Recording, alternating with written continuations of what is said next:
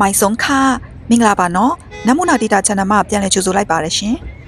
တရုတ်နိုင်ငံရဲ့ဟူပေပြည်နယ်မှာရှိတဲ့အန်ဆူအမြန်ရထားဘူတာမှာကျမရောက်ရှိနေတာဖြစ်ပါတယ်ကျမဒီအန်ဆူရထားဘူတာကနေပြီးတော့မှချုံချင်းကိုသွားမှဖြစ်ပါတယ်အန်ဆူဆိုတာကတော့လူတွေသိသိကြမယ်မချင်ပါဘူးရှမ်းကြားကျန်းဆိုလို့ရှိရင်တော့လူတွေပိုသိကြမယ်ပေါ့နော်အန်ဆူနဲ့ရှမ်းကြားကျန်းကမောင်နှမတွေလိုပဲပေါ့တဘာဝတရားတွေကဆင်တူတယ်အန်ဆူကကြတော့ international tourist promote မလုပ်ရသေးတဲ့နေရာပေါ့နော် hidden gem လေးတစ်ခုပါနောက်ပိုင်းမှာတော့ဗီဒီယိုလေးတွေကိုသိစိတ်တင်ပြပေးသွားမယ်နော်နိုင်ငံခြားသား international travel သမားတွေအတွက်ပေါ့နော်အမြန်ရထားစီးမဲ့ဆိုလို့ရှိရင် tip လေးရှိပါတယ်အခုပုံမှာပြထားတဲ့စာသားပါတဲ့နေရာမှာရက်ရင်ရက်တို့မဟုတ်ရင် manual ဖြတ်တဲ့နေရာပေါ့နော်လူနဲ့စစ်ဆေးရဲ့နေရာမှာပဲရက်ဖို့အကြံပြုလိုပါတယ်ဘာဖြစ်လို့လဲဆိုတော့ဒီနေရာမှာပဲကျမတို့ passport ကိုသူက scan ဖတ်လို့ပါတခြား local ရဲ့ line တွေမှာကျမတို့အတန်းတက်စီလို့ရှိရင်ပေါ့နော် passport ကို scan ဖတ်လို့မရပါဘူး wow ကျုံချင်းရထားဘူတာကြီးရောက်ရှိသွားပါပြီကျုံချင်းရထားဘူတာကြီးကအရန်ကြီးတာပါပဲ metro နဲ့တစ်ဆက်တည်းချိတ်ထားတာဖြစ်တဲ့အတွက်ကြောင့်မလို့သွားရတာအရန်ကိုအဆင်ပြေပါတယ်English signboard တွေလည်းရှင်းရှင်းလင်းလင်းရေးထားပြီးလို့တယောက်တည်းခီးသွားလို့ရှိရင်လည်းလွယ်ကူအဆင်ပြေစေတာဖြစ်ပါတယ်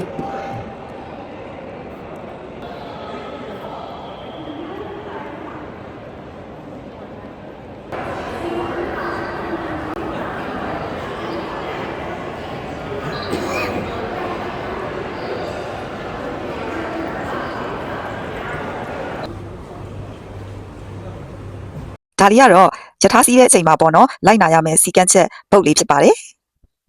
ယထာဝင်ထွက်တဲ့ platform တွေရက်နာတဲ့နေရာတွေကိုလည်းများတွေနဲ့အတိအကျထားပြီးတော့မှစီကန်းတကြပေါ့နော်ပြထားပြီးတဲ့အတွက်ကြောင့်မလို့အရန်ကိုတပေါ်ကြပါတယ်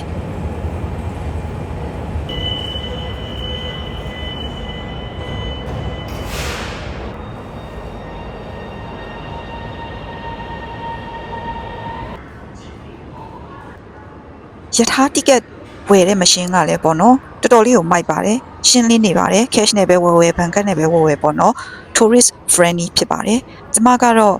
Alipay ပဲသုံးပါတယ် Alipay ကကျတော့သူကတစ်ခုတည်းနဲ့အရာအားလုံးဖြည့်ရှင်းနိုင်လို့ပါယထာ loop line နေနဲ့ညီတဲ့ hotel တွေမှာနေလို့ရှိရင်ပေါ့နော်လမ်းပန်းဆက်တွေကြီးသွားလာရတာအဆင်ပြေလို့ loop line နဲ့ညီတဲ့ hotel ကိုကျမရွေးချယ်ပါတယ်မသွားခင်မှာပေါ့နော် local တွေ review ပေးတဲ့မြို့နယ်ပေါ့လေ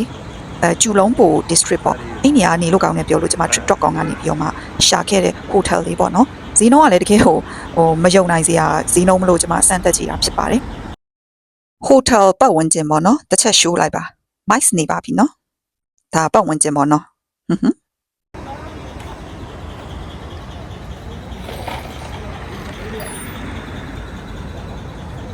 ဟိုတယ်ဆိုပေမဲ့လေတကယ်တော့သူ့ building နဲ့သူစောင့်ထားတာတော့မဟုတ်ပါဘူးကွန်ဒိုထဲမှာပေါ့နော်3-4ထပ်လောက်ကိုငှားပြီးတော့မှဖွင့်ထားတဲ့သဘောမျိုးဖြစ်ပါတယ်ကွန်ဒိုရဲ့6ထပ်မှာရှိတာဖြစ်ပါတယ်အဲ့တော့ဒီကွန်ဒိုမှာပေါ့နော်ရုံခန်းတွေလည်းရှိတယ်လူနေအိမ်တွေလည်းရှိတယ်ဆိုတော့ဒီနေရာမှာနေရတာတကယ် local တွေနေရတယ်လို့မျိုးခံစားရတဲ့နေရာဖြစ်ပါတယ်အခန်းတော့တော်တော်လေးကိုတော့ကျင်းပါတယ်ရှင်ဒါပေမဲ့မထင်မှတ်ထားဘူးပေါ့နော်တန့်ရှင်ရေးကအရန်တက်တယ်လို့ပြောလို့မရဘူးဆိုပေမဲ့လည်းလက်ခံတယ်လို့ပြောလို့ရတယ်တော်တော်လေးကိုအဆင်ပြေပါတယ်ဘာဖြစ်လို့လဲဆိုတော့ကျမ super clean ဖြစ်နေလို့ပါအဲ့တော့ super clean မဟုတ်တဲ့လူအတွက်ဆိုရင်တော့ဒါအရန်အောင်တက်နေပါပြီရှင်တကယ်ပြောရရင်တော့တော်တော်လေးပြည့်စုံပါတော့ယွမ်150နဲ့လေဒီလိုအခန်းကိုရတယ်ဆိုတော့ရင်းနှီးကြိုဆက်တွေရောမုံတွေရောရေတွေရောတော်တော်ပြည့်စုံပေးထားပါတယ်ဒါပေမဲ့တရုတ်ပြည်ရဲ့ထုံးစံအတိုင်းပေါ့နော်အိမ်ဒါကတော့ရေ spray မပါပါဘူးပြီးတော့မှတရုတ်ပြည်ရဲ့ထုံးစံအတိုင်းပဲ laundry ကလည်း free ပေါ့နော်ဒါပေမဲ့သူ့ laundry ကတော့တီးတန့်အဲ့လိုမျိုးအခန်းနဲ့အဲ့လိုမျိုးမရှိပါဘူးအဲ့ဒါကိုတော့ကျွန်မဗီဒီယိုရိုက်ထားတာမရှိဘူးပေါ့နော် record တိုင်းမဲ့ laundry လည်း free ပါကျမသွားခဲ့တဲ့အချိန်ရဲ့ money changer ဆိုရင်မြန်မာငွေ3သိန်းဝန်းကျင်လောက်ပဲရှိရပေါ့နော်မြန်မာငွေ3သိန်းဝန်းကျင်လောက်နဲ့အဲ့လိုမျိုး hotel ရမယ်လို့တခါမှစိတ်ကူးမရင်ခဲ့ပါဘူးအဲ့တော့ကျမရဲ့ချုံချင်းခီးစဉ်လေးကဈေးတော်တော်လေးကိုတက်တာသွားပါတယ်ရှင်ဒါလေးကတော့ hotel အရှိပတ်ဝန်းကျင်ပေါ့နော်ပတ်ပတ်လည်မှာ shopping mall တွေရှိပါတယ်ရှင်အဲ့တော့ဒီနေရာလေးကိုကြည့်ပြီးတော့မှကျမရဲ့ချုံချင်းရဲ့ story လေးကိုနားထောင်ပြလိုက်ပါအောင်ဒီ hotel ကလေကွန်ဒိုမှာဖွင့်ထားတာဆိုတော့ location ရှာပြီးတော့မှကြည့်တဲ့အချိန်မှာလဲပေါ့နော်တော်တော်လေးကိုသွားတာupside down ဖြစ်ခဲ့ပါတယ်ကျမရဲ့ vlog တွေကိုကြည့်ရလို့ဆိုလို့ရှိရင်တော့သိမယ်ပေါ့နော်ကျမအဲ့တရုတ်ပြည်မှာကောက်ရခဲ့တယ်ဆိုတဲ့သမီးလေးကဒီ hotel ကိုကျမတို့လိုက်ရှာရင်းနဲ့ပေါ့နော် GPS ပြဿနာနဲ့ကျမတို့ဒီ hotel ကိုရောက်ဖို့အရန်ခက်ခဲခဲ့ပါတယ်အဲ့ချိန်မှာအဲ့သမီးလေးနဲ့တွေ့ပြီးတော့မှပေါ့နော်အဲ့သမီးလေးကကူညီပြီးတော့မှကျမတို့ခင်မင်ရင်းနှီးသွားကြတာဖြစ်ပါတယ်ဒါလေးကတော့တကယ်ကိုချုံချင်းရဲ့မမေ့နိုင်စရာအမှတ်တရလေးဖြစ်ပါတယ်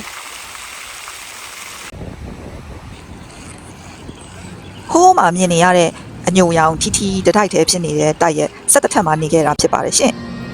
ဟိုတယ်ပတ်ဝန်းကျင်မှာ local တွေကနေတဲ့အကအလှလေးလည်းမြင်တွေ့ခဲ့ရပါတယ်ရှင်။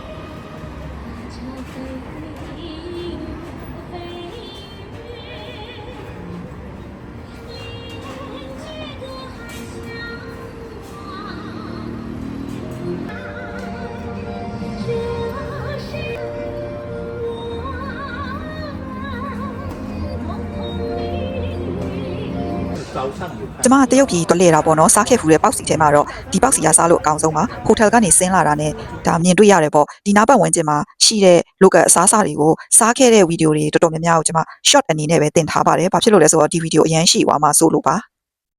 အဲ့တော့ကျမရဲ့ချုံချင်းခီးစဉ်ကဒီနေရာမှာနေခဲ့တဲ့အတွက်ကြောင့်မလို့တကယ်ကိုပဲ local လိုမျိုးနေထိုင်ခဲ့ရတယ်အစားအသောက်တွေကလည်းအဲ့လိုမျိုး local တွေစားတဲ့အစားအသောက်ကို enjoy လုပ်ခဲ့ရတယ်ဟိုတယ်ကလည်းဈေးအရန်တက်တာခဲ့တော့လေကျမရဲ့ချုံချင်းခီးစဉ်ကတော့အရန်ကိုဈေးတက်တောင့်တက်တာဖြစ်ခဲ့ပါတယ်ချုံချင်းမှာချစ်စရာကောင်းတာတစ်ခုရှိပါတယ်မနက်စာ breakfast ဆိုလို့ရှိရင်စိုင်းနေပေါ့နော်သူတစ်ပြင်းတော့ခောက်ဆဲစိုင်းနေမှာပဲနို့ရေ free ပေးတာဖြစ်ပါတယ်ရှင်ကျမနေတဲ့ဟိုတယ်နားမှာလေ100 grain ဆိုင်နဲ့ရှိရပေါ့နော်ကျမကစင်ကာပူမှာမစားဘူးပေါ့အဲ့တော့ဒါပေမဲ့စင်ကာပူမှာလာဖွင့်တာတော့တစ်နှစ်လောက်တော့ရှိပြီပေါ့ပြီးတော့မှကျမကစားဖူးတာဖြစ်ပါတယ်အဲ့တော့ကျမစင်ကာပူပြန်လာတော့လာစားကြည့်ရပေါ့နော်အရသာကတက်တက်ဆင်အောင်လွဲပါတယ်ကျုံချင်းမှာအရန်ကိုစားလို့ကောင်းပါတယ်ရှင်ပြီးတော့ variety လည်းပိုများတယ်ဝန်ဆောင်မှုလည်းပိုများတယ်ဆိုပါတော့နော်တရုတ်ပြည်မှာဆိုတော့လေစင်ကာပူထက်လည်းဈေးတက်တာပါတယ်ရုံးချိန်ဖြစ်တဲ့အတွက်ကြောင့်မလို့ပေါ့နော်ရုံးတမကောင်လေးကောင်မလေးနဲ့တူဝေပြီးတော့မှစားခဲ့ပါတယ်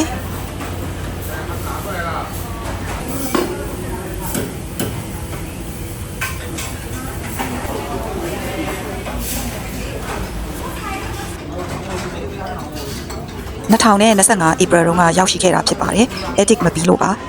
အဲ့တော့ကိုရိုင်းခီးသွားချင်တဲ့လူတွေအတွက်တော့ဒီဗီဒီယိုကအထောက်ကိုပြုမယ်လို့မျှော်လင့်ပါတယ်နောက်ဗီဒီယိုတွေပဲဆက်သွားအောင်မလဲဆိုတာစောင့်ကြည့်ပေးအောင်နော်အားလုံးပဲတတာ